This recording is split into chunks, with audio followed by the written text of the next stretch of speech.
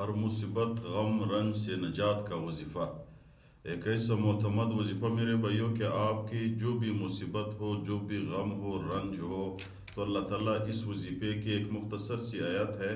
آیت کی طاقت پہ آپ کی رنج غم درد دور کرے گا۔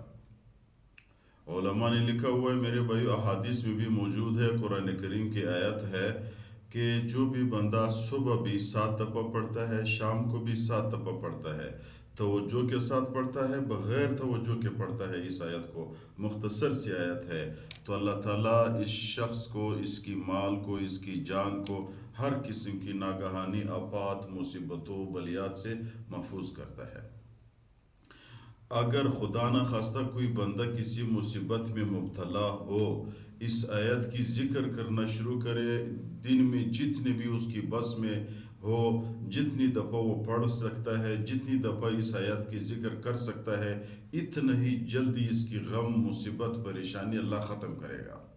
کون سی آیت ہے؟ آیت یہ ہے، حسبی اللہ لا الہ الا هو علیہ توکلت وہو رب العرش العظیم۔ ہمارے لیے کافی ہے وہی رب جو معبود برحق ہے، ہمارے توکل اسی رب پہ ہے جو عرش عظیم کا رب ہے۔ اس آیت کی ایسی وزنی ترجمہ ہے میرے بھائیوں کہ کائنات پہ، تمام کے تمام کائنات پہ محیط ہے۔ جب بندہ اپنے رب پہ توکل کرے، اور ایسے رب جو لا شریک ہے، ایسے رب کی اس کی کوئی ثانی نہیں ہے، ایسے رب میرے بھائیوں کو عرش کے مالک ہے، تو اور بندہ کیا چاہتا ہے؟ اگر کوئی بندہ میرے بھائیوں یہ کہے مثال کے طور پر کہ بھئی میرے کام فلان بادشاہ کر لیتا ہے، اور وہ بادشاہ ایسے بادشاہ ہو کہ اس کے پاس طاقت بھی ہو، اس کے پاس فوج بھی ہو، اس کے پاس پیسہ بھی ہو، اور وہ سب کچھ کر سکتا ہو، تو لوگ اس کی بات کو وزن دیتے ہیں، یار یہ وزنی بات ہے۔ اسی طرح اگر ہم